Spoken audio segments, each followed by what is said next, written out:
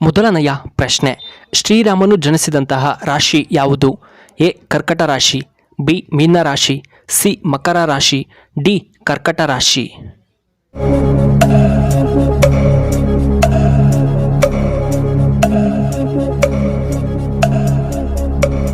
ಇದಕ್ಕೆ ಸರಿಯಾದ ಉತ್ತರ ಆಪ್ಷನ್ ಎ ಕರ್ಕಟ ರಾಶಿ.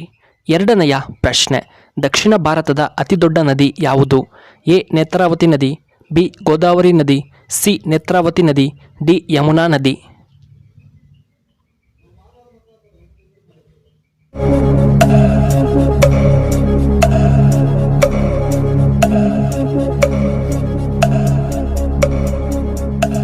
ಇದಕ್ಕೆ ಸರಿಯಾದ ಉತ್ತರ ಆಪ್ಷನ್ ಬಿ ಗೋದಾವರಿ ನದಿ. ಮೂರನೆಯ ಪ್ರಶ್ನೆ, ತಮಿಳುನಾಡಿನ ರಾಜ್ಯ ಪಕ್ಷಿ ಯಾವುದು?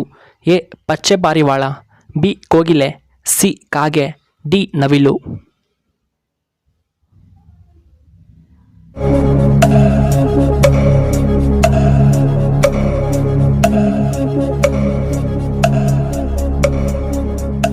ಇದಕ್ಕೆ ಸರಿಯಾದ ಉತ್ತರ ಆಪ್ಷನ್ ಎ ಪಚ್ಚೆ ಪಾರಿವಾಳ.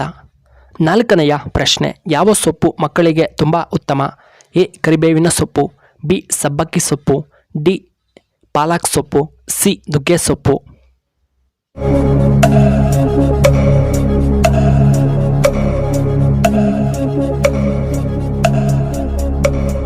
ಇದಕ್ಕೆ ಸರಿಯಾದ ಉತ್ತರ ಆಪ್ಷನ್ ಡಿ ಪಾಲಕ್ ಸೊಪ್ಪು. ಐದನೆಯ ಪ್ರಶ್ನೆ, ಕನ್ನಡಕ್ಕೆ ಮೊಟ್ಟ ಮೊದಲು ಜ್ಞಾನಪೀಠ ಪ್ರಶಸ್ತಿ ಪಡೆದ ವಿಜೇತರರು ಯಾರು? ಎ ದ.ರಾ Bendre, B sir M Visvesvaraya, B Shivaram ಕಾರಂತರು, D Kuvempu.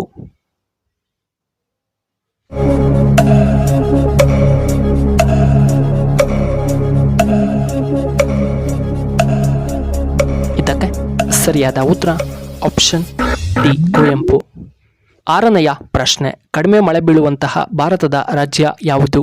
A Rajasthan, B Kerala, C Karnataka, D Bihar.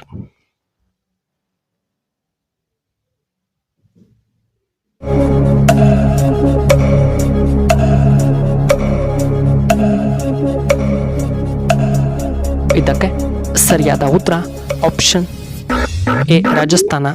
ಏಳನೆಯ ಪ್ರಶ್ನೆ, ಇಸ್ರೇಲ್ನ ರಾಜಧಾನಿ ಯಾವುದು? A Nazareth, B Jerusalem, D Haifa, D Tel Aviv.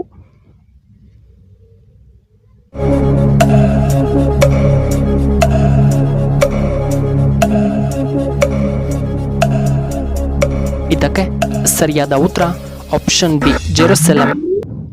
ಎಂಟನೆಯ ಪ್ರಶ್ನೆ, ಯಾವ ಜೀವಿ ನೀರಿಲ್ಲದೆ 2 ವಾರಗಳವರೆಗೂ ಬದುಕಬಲ್ಲದು?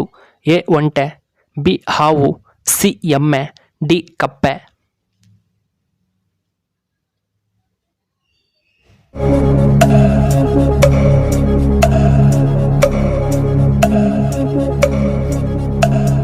ಇದಕ್ಕೆ ಸರಿಯಾದ ಉತ್ತರ ಆಪ್ಷನ್ ಎ ಒಂಟೆ ಬದುಕಬಲ್ಲದು. ಒಂಬತ್ತನೆಯ ಪ್ರಶ್ನೆ, ಆಸ್ಕರ್ ಪ್ರಶಸ್ತಿ ಪಡೆದ ಮೊಟ್ಟ ಮೊದಲ ಭಾರತೀಯರು ಯಾರು? A doctor Rajkumar, B Bhanu Athaiya, C Rajinikanth, D A R Rahman.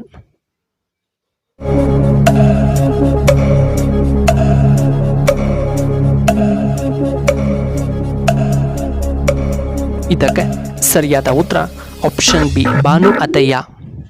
ಹತ್ತನೆಯ ಪ್ರಶ್ನೆ, ಕರ್ನಾಟಕದ ಆಡಳಿತ ಭಾಷೆ ಯಾವುದು? A Kannada, B Tamil, C Hindi, D Telugu.